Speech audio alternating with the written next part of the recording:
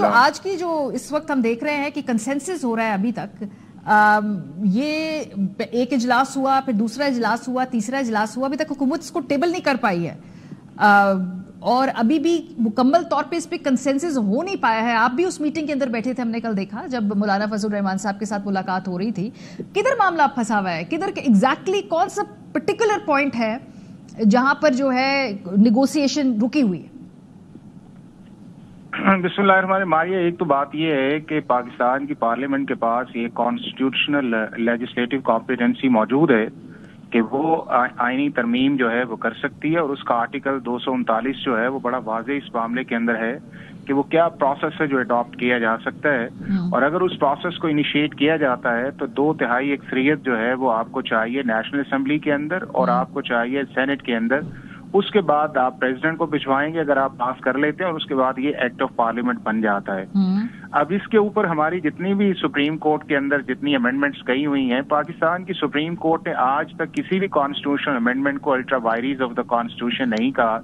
چاہے آپ کا 21 کانسٹیٹیوشنل امینڈمنٹ والا کیس کیا تھا جو ریسنٹلی آیا، اس کے اوپر بھی ایک ججمنٹ آئی اور انہوں نے اس جو کانسٹیٹیوشنل امینڈمنٹ تھی اس کو اپ ہولڈ کیا. کیونکہ جنرلی ہوتا یہ ہے کہ جو لیجسلیشن کو اسٹینڈرڈ ہوتا ہے کورٹس کا چیک کرنے کا، اس سے all together different constitutional amendments ہوتی ہیں، کیونکہ 2/3 اکثریت جو ہے اس سارے پروسیس کے پیچھے ہوتی ہے اور بڑی شور بچار کی چیز کے آتی ہے.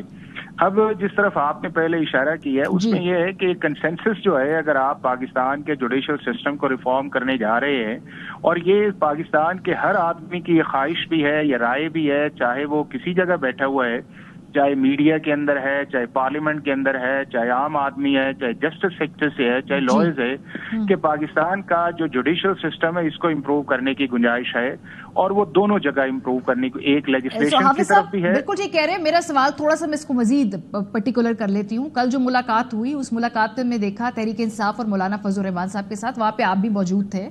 کیا تحریک انصاف کی طرف سے بھی کوئی تجاویز دی جا رہی ہیں اس امینڈمنٹ کے حوالے سے؟ مولانا صاحب اور تحریک انصاف کے درمیان کیا گفتگو ہو رہی ہے؟ ایگزیکٹلی جو معاملہ ہے اس میں کس اہم شق کے اوپر ڈیڈ لاک ہے مولانا کی طرف سے؟ دیکھیں، ابھی تو یہ ہے کہ جب رات کی میٹنگ بھی تھی اس وقت جو ڈرافٹ تھا جو ابھی کانسٹیٹیوشن امینڈمنٹ کا آنا تھا وہ شیئر نہیں ہوا تھا اس چیز کے اندر.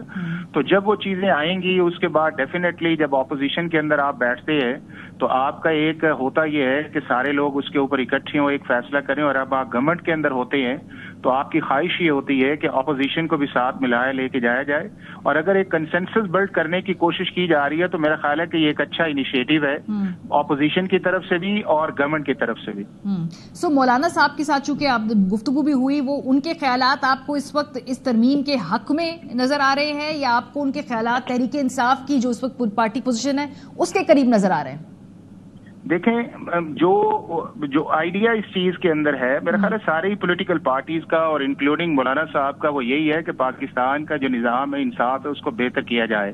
اور جو ان کی اسمبلی کے اندر بنیادی طور پہ اسپیچ تھی، اگر آپ نے اس کے اندر سنا ہو تو اس کے اندر بھی چند میجر پوائنٹس تھے، جس کے اندر یہ تھا کہ جو ڈسپنسیشن آف جسٹس سسٹم ہے اس کو بہتر کرے، کالونیل جسٹس سسٹم ہے اس سے آپ اپنی جان چھڑائیں، ایک کانسٹیٹیوشنل کورٹ کا کانسیپٹ ہے، اور وہ آپ کا COD کے اندر بھی ہے جس میں پاکستان کی ساری پولیٹیکل پارٹیز نے اس کی انڈورسمنٹ بھی کی ہوئی ہے، انکلوڈنگ PTI بھی ہے، یہ دوسری پارٹیز ہے. تو یہ ایک براڈ چیز کے اندر ہے، لیکن بنیادی چیز یہ ہے کہ کنسنسس کے ساتھ اگر آگے جایا جاتا ہے تو اس ملک کے مفاد کے اندر بہتر ہے. صحیح. بہت شکریہ حافظ احسان صاحب ہمارے ساتھ